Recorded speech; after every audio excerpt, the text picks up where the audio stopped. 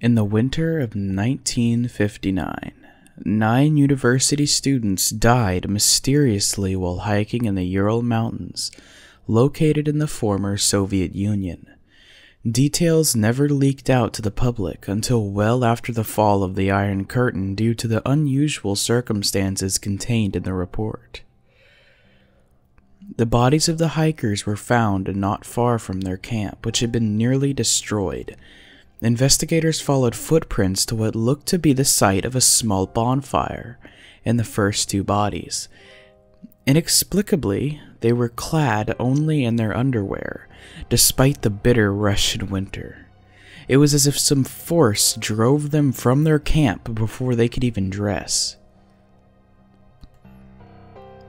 3 more were found in another location, looking as if they were trying to return to their doomed camp after their companions succumbed to hypothermia.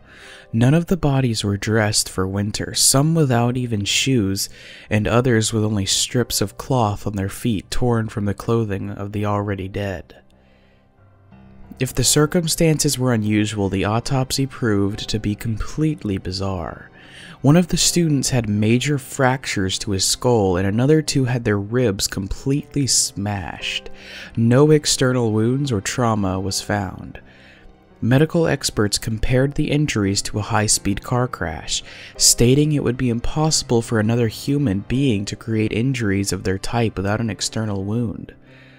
Another camper, a young woman, had her tongue missing. While investigators initially suspected foul play, no footprints were found near any of the bodies other than the student's own. Adding to the mystery, the bodies were all shown to have high levels of radioactive contamination. 9 years after the incident in the Ural Mountains, another group of hikers was found dead, this time in the Caucasus.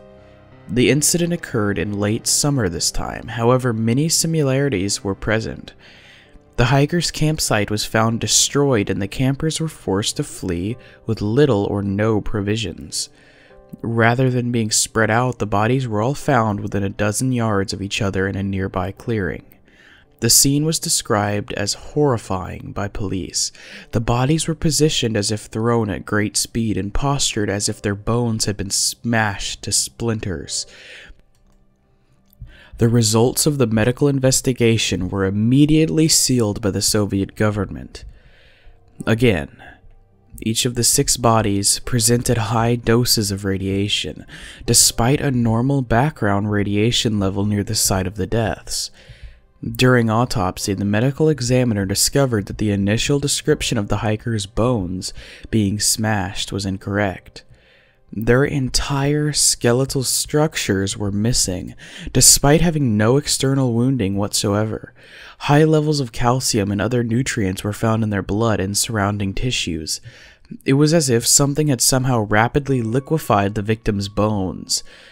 Crime scene photos also revealed the clearing that the bodies were found in was not natural. Topographic maps taken only months before had shown the area to be a lush forest. Entire trees were smashed to splinters in a path more than 20 meters wide and over a 200-meter area. Despite the Soviet crackdown on all information, it eventually leaked out, as all such information does. Leading occult experts have gathered all available facts and came to a single, terrifying conclusion. No man or man-made device could have acted with such deliberate force or in the ways uncovered. Of all research available, only one entity could have been responsible. Something that was not meant for our Earth.